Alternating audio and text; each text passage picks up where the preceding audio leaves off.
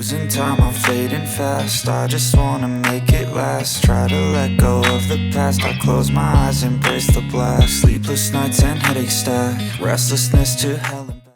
In a smartphone market where brands are racing to pack in huge batteries and heavier hardware, would you actually go for a super slim, lightweight phone labeled Air? I'll be honest, when I tried the iPhone Air in person, I was seriously impressed by how thin and light it felt. It's one of those devices you pick up and immediately go, wow. But then reality kicked in. A single speaker, a relatively small battery, the slightly wider grip, and the requirement for eSIM made me hesitate. Even though the price was surprisingly attractive, I just wasn't fully convinced. Now enter the Honor Magic 8 Pro Air. On paper, it goes head-to-head with the iPhone Air in terms of thinness and overall design. But here's where things get interesting. It comes with dual speakers, doesn't force you into using eSIM, and packs a 5,500 mAh battery inside that ultra-slim body. That alone makes it feel like Honor is directly addressing the common compromises we've come to expect from slim flagship phones. I've been daily driving this phone for a while now, so today I'm sharing my real experience with it.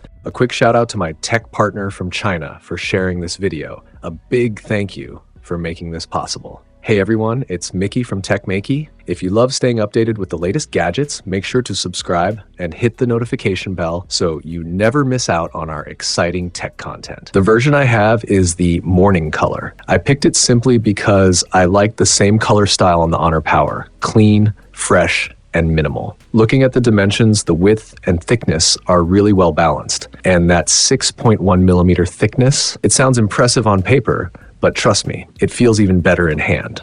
Honestly, no matter which Air model you're thinking about buying, I strongly suggest trying it in person. Videos don't fully capture how surprisingly thin and light these devices feel. Design-wise, the metal frame and the dial-inspired back panel share some familiar Honor styling elements, so I won't go too deep into that. Even though it doesn't use the same unibody cold carving process as the Honor 500 Pro, the finishing details still scream flagship.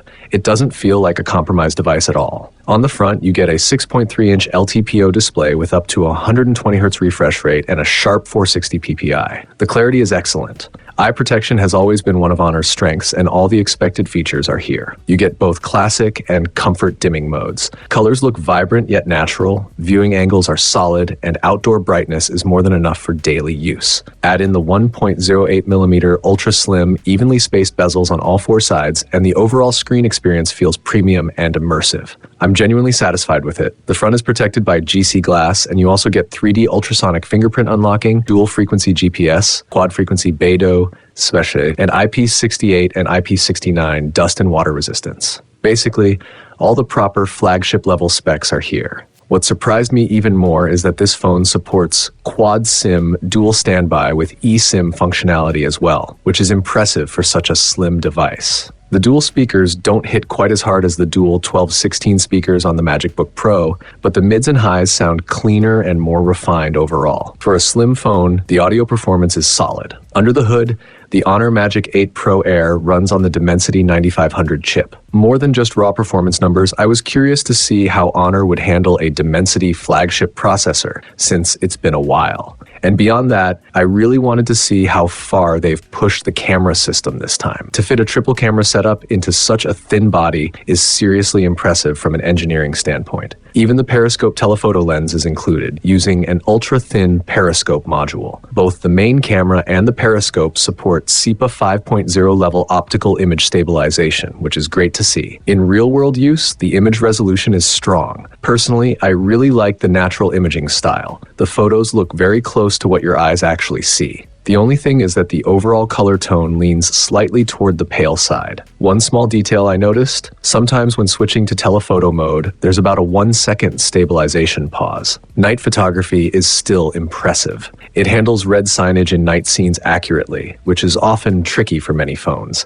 But if there's one standout feature this time, it's definitely portrait mode. First, it uses an array-style zoom flash, which makes the lighting brighter, more evenly spread, and effective from a longer distance. I happened to shoot on a very cloudy, overcast day, which isn't the easiest lighting condition. With the help of the flash and Honor's processing algorithms, skin tones come out brighter and softer. The background optimization also does a great job balancing the scene. The final result looks polished but not overly artificial. Even in dry, low-light environments or against a completely black background, phone can capture a stunning CCD-style strobe effect. It gives photos that retro film camera vibe. When the girl I photographed saw the results, she was genuinely surprised and said it felt like looking at a Polaroid picture. So overall, this isn't just a slim phone trying to look good. It's a thoughtfully balanced flagship that manages to stay incredibly thin without sacrificing the essentials. When it comes to performance and heat control, I think most people looking at slim, lightweight phones aren't planning to do hardcore gaming all day. At first, I honestly had some concerns about heat management and battery endurance, but after real-world use, it turned out much better than I expected. Sure, you can't expect perfectly stable, ultra-smooth performance in demanding games like Honkai Impact 3rd with everything maxed out. That said, power consumption stayed at just 4.09 watts, with an average frame rate of 60.3 FPS. What surprised me the most was the temperature. The phone only reached a peak of 41.3 degrees Celsius. Even the 1% low frame rate still hit 55.3 FPS.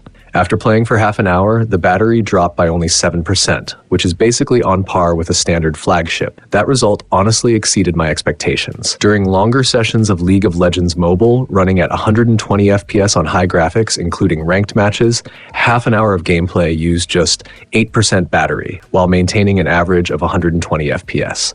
Whether I was in intense team fights or casually farming lanes, everything felt smooth and responsive. Now, about battery life and everyday use. On my daily commute and regular routine, I was getting around 5 to 6 hours of screen-on time. Compared to my previous Honor Magic 8 Pro or Honor 500 Pro, that's definitely a step down. Still, with moderate usage, it easily lasts a full day. For a phone this thin and light, the charging setup is impressive too. You get 80-watt wired charging and 50-watt wireless charging, which is pretty rare in this category. In my testing, it went from 10% to 100% in just 45 minutes. As for the software experience, the Honor EasyCard app is still very practical and easy to use. AI has clearly become a major focus for Honor in recent years, and if you ever run into problems, you can even get help through video consultation using the physical AI button. I was slightly worried about how smooth macOS 10.0 would feel on a Dimensity chip, but in daily use, the animations and overall stability feel no different from Snapdragon-powered phones. So, to wrap up my real-world experience, if you're like me and you're used to phones with massive batteries or big flagship camera setups with large periscope lenses,